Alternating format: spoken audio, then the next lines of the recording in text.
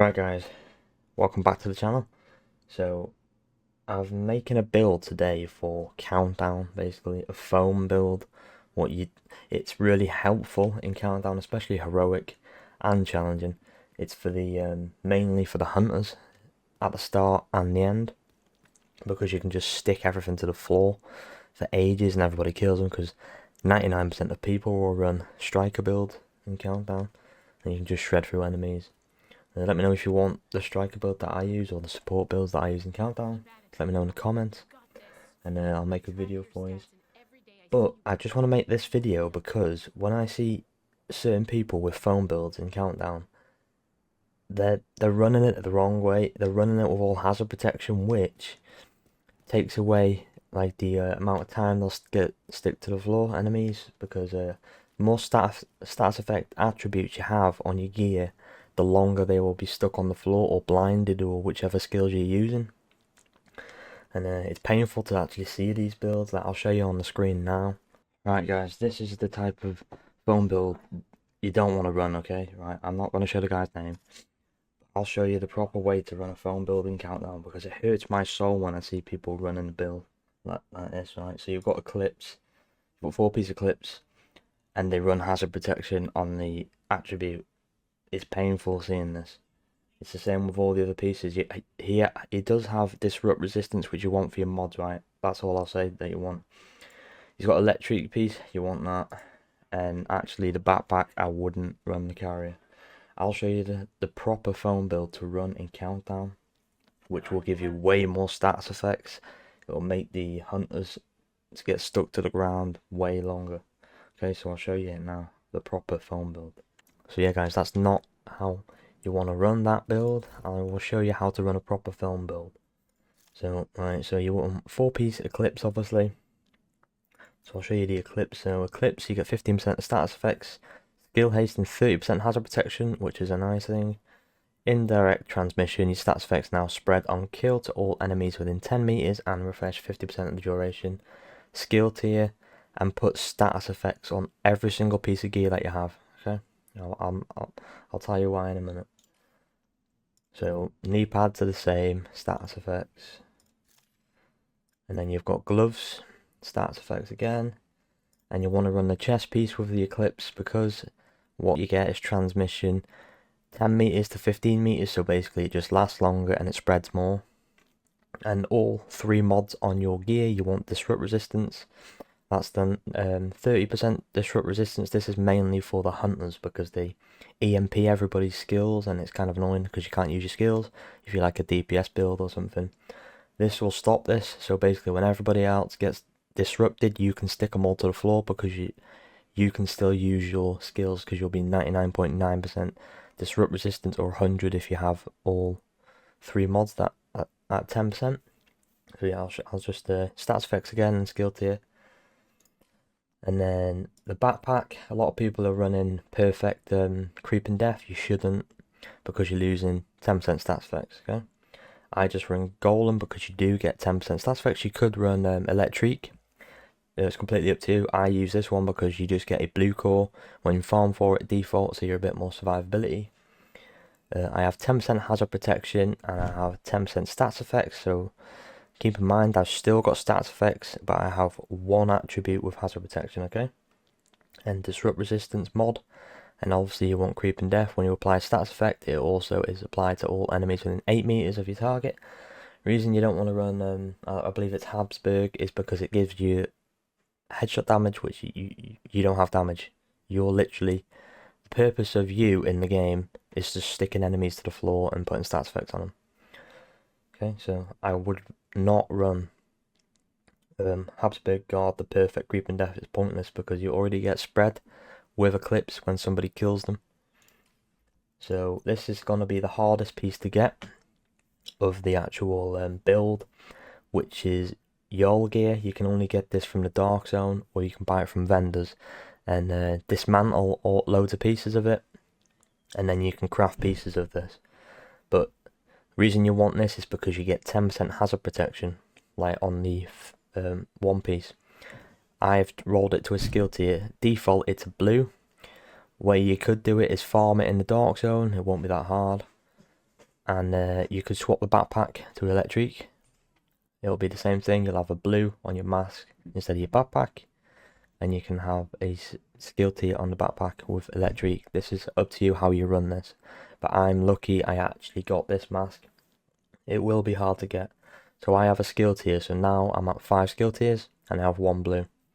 I've got stats effects. I've not maxed this mask out, so you'll have more stats effects. Altogether you'll have 85% stats effects. So 10% hazard protection, and you have the disrupt mod. Okay, so think about this. Other people are running hazard protection on all 6 pieces of gear, right? I've got it on 2, but I've still got stats effects on the attributes as well. So people are missing out on like 40% stats effects, which basically sticks enemies to the floor way longer. And I've still got 100% disrupt resistance, because you don't really need fire resistance and stuff in Countdown, because they don't really use like fire and stuff, okay? All you want is disrupt resistance for the hunters. And I'll show you how I've got 99.99%. So the Eclipse, you get 30%. The 3 mods, you get 30%, so that's 60% already. You get 10% from your watch, which is 80%. You get 10 from the backpack, which is 90%. And then the mask gives you 10% hazard protection, so that's 100% disrupt resistance. You still have about 70% resistance to every other stats effects. I'll show you that now. So you really don't have to run all the hazard protection on your pieces of gear. And then you do want the Scorpio, because it puts more stats effects on enemies, like you put poison, disorient, shock, and target takes more damage. Because you put more that stats effect, then someone kills them and it obviously spreads. You know how Eclipse works. You can run whatever gun you want as your secondary. I'm just running this just to get my proficiency up. You can run perpetuation on a weapon, because it puts them on stats effects for longer. But that is up to you. This is how I run it. I've still got 6 skill tiers and I've got a blue. The only reason I've got a 6 skill tiers is because I'm running technician, which I'll show you now. I'll show you now. I'll go into the specialization. How I've got 6 skill tiers. So this person needs to move that way. Okay, so go to technician. The only reason you're using this is the skill tier. So I still have 6 skill tiers and a blue core, so you're a bit more survivability. But you don't really need it. You can run survivalist if you want to, because you'll get the fire grenades, which sets them on fire, obviously. This is up to you, but I prefer technician to have a bit more survivability. This build is basically just for Countdown. Maybe for legendaries if you tweak it a bit and take hazard off and stuff like that and put more status. But this is for Countdown. This is the foam build that you want. You don't want the other one, because you've just got less stats effects. It just makes your build worse. Okay, so I've got foam, and then the mods on the foam I've got, you see, tier 6.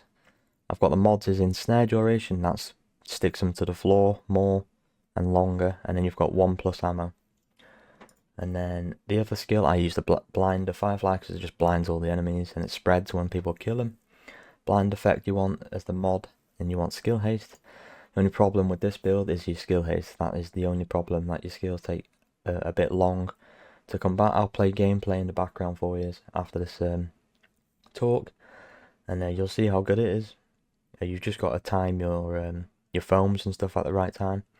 But you'll get used to it if you start using this build, and it's helpful in heroic and challenging on Countdown, because it makes it way easier for everybody else to get kills, and they don't shoot you when enemies get foamed, so which is nice.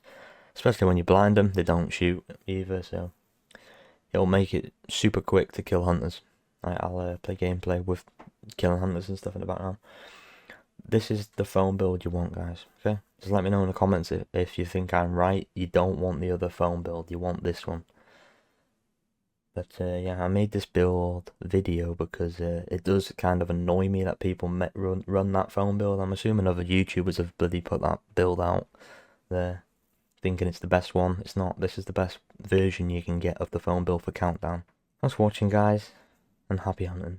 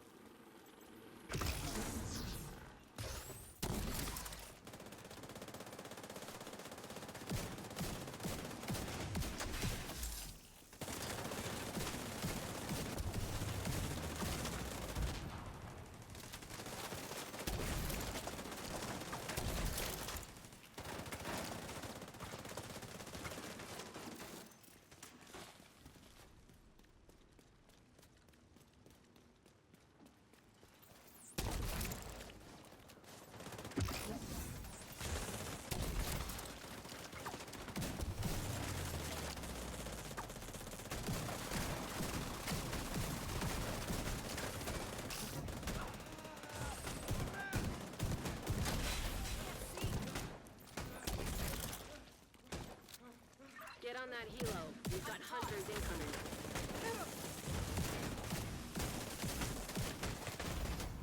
Immediate medical assistance needed.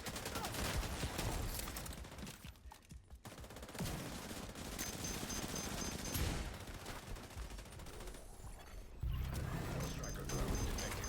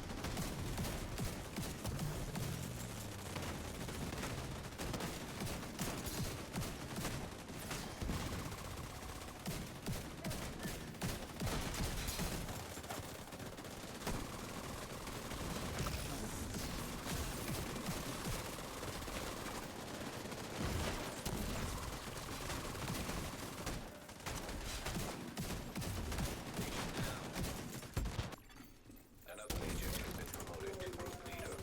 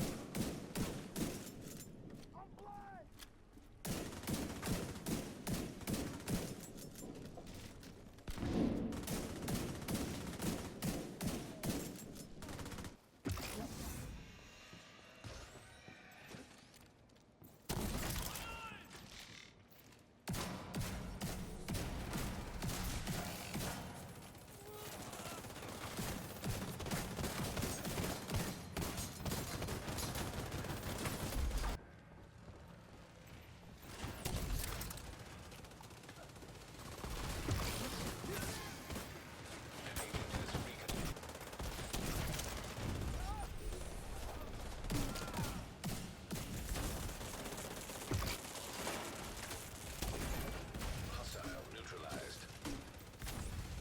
High-risk target detected.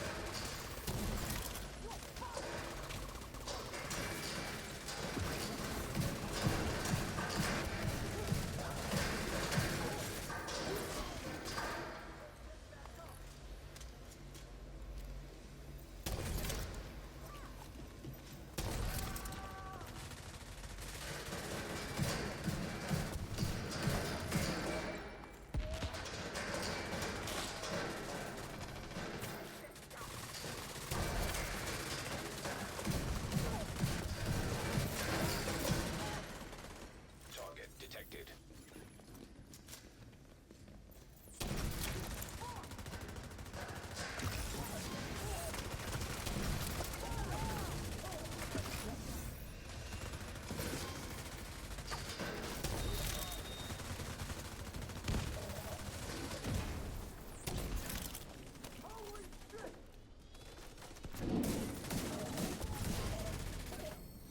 That bunker and stop exposing your team's